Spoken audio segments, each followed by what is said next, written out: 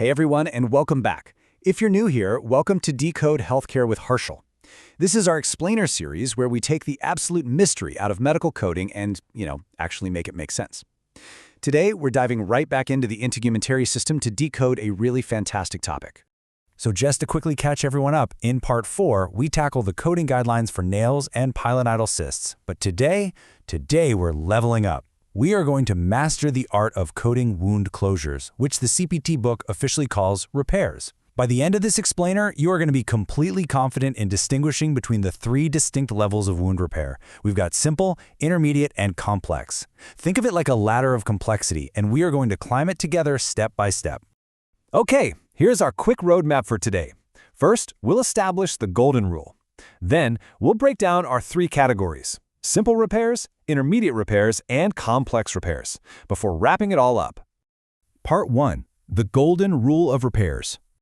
Right, before we even look at a single code for a repair, we have to start with the single most important rule in all of wound coding. And honestly, what's really interesting is how simple the math actually is. When a doctor repairs a wound, they measure it in centimeters. But what happens when a patient comes in with multiple cuts? Well, according to the CPT guidelines, you don't just list a dozen separate codes. You actually add the lengths of those wounds together. So, looking at this breakdown, if a patient has a 2-centimeter simple cut on their arm and another 2-centimeter simple cut right next to it on that same arm, you add them together. You're looking for a single CPT code that represents a 4-centimeter simple repair. Now, here's the crucial point. You need to understand exactly when you're allowed to do that math. You can't just add up everything you see. The golden rule of the CPT guidelines explicitly states that you only add links together if they share the exact same classification, meaning they're both simple, or they're both intermediate, or both complex. You never ever add a simple repair to an intermediate repair. Furthermore, they must be from the exact same anatomic grouping, exactly as defined by the code descriptors. For example, you can group the trunk and extremities together if the code book says so, but you absolutely do not add the length of a repair on the face to the length of a repair on the arm. No way. Same classification, same anatomic grouping. If they don't match, you have to code them separately. Part 2. Simple repairs. Okay, starting on the lowest rung of our coding ladder, we have codes 1201 through 1221. The CPT definition for a simple repair is incredibly straightforward. It's used when the wound is superficial. This means it primarily involves the epidermis, the dermis, or the subcutaneous tissues, but, and this is key, without significant involvement of deeper structures. It requires a simple one-layer closure. Basically, the doctor is just bringing the edges of the top layers of skin back together. And remember, a simple repair can be closed using sutures, staples, or tissue adhesives like Dermabond, either on their own or mixed with adhesive strips. This structure right here brilliantly illustrates exactly what we're talking about. Notice how you have the epidermis right at the top, the dermis just below it, and the subcutaneous tissue down at the bottom. A simple repair is dealing strictly with these upper layers. The doctor is just closing that top gap. They aren't digging down into muscle or bone or doing anything deeply structural. It is literally a surface-level, single-layer fix. Part 3. Intermediate repairs. Stepping up an intermediate repair, which covers codes 12031 through 12057, means the doctor had to do quite a bit more work. The standard CPT definition states this includes the repair of wounds that require a layered closure. They're closing one or more of the deeper layers of subcutaneous tissue and superficial, non-muscle fascia, in addition to closing the skin on top.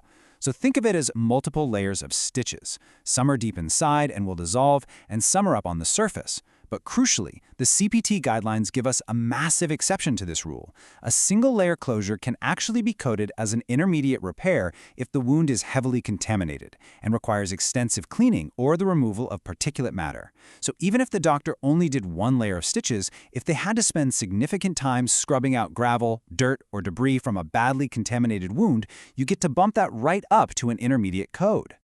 Part 4. Complex repairs. Reaching the top tier of our wound repair ladder, we have complex repairs, covering codes 13100 through 13160. These go far beyond just throwing in a few layered stitches. To hit this level, the CPT manual tells us the repair must require at least one of several really intense criteria. It might involve reconstructive work or scar revision. It could involve the exposure of bone, cartilage, tendon, or named neurovascular structure. It might require the placement of retention sutures, which, by the way, are those heavy reinforcing stitches used to hold a really difficult wound together. Or it might involve something called extensive undermining. Let's actually visualize how this builds our understanding, because extensive undermining is a term you absolutely must know.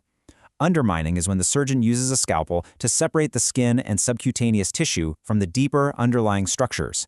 They are literally freeing up the tissue under the skin so they can stretch it and pull it over a large gap.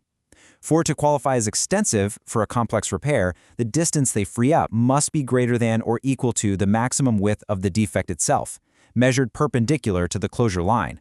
It's a bit of a geometric requirement for sure, but visually, just imagine peeling the skin back so you have enough slack to close a really wide, difficult wound. That is what makes it complex. Oh, and before we close out the complex section, I need to highlight a huge trap that beginners often fall into. The CPT guidelines specifically warn us about this. A complex repair does not, I repeat, does not include the excision of benign lesions, which are codes 11400 to 114046, or malignant lesions, which are codes 11600 to 11646. If your doctor removes a lesion, you don't just bundle it into the complex repair code. Those lesions are reported entirely separately from the repair itself. Always, always keep those distinct in your mind. Part 5. Wrapping up. And just like that, you've conquered the 3 levels of wound repair. You now know how to apply the golden rule of adding lengths. You know that a simple repair is just the top layer, an intermediate requires layers or heavy cleaning, and a complex repair requires heavy reconstruction. I am so proud of the progress you're making in this Decode Healthcare Explainer series. But hey, we aren't done yet. If a surgeon can't just stretch the skin to close a gap, how do they move an entirely new attached skin from one place to another? Well, that is called an adjacent tissue transfer, and it just might change everything you know about surgical coding. We'll decode that mystery in Part 6. Don't forget to subscribe so you don't miss it, and I'll see you in the next one.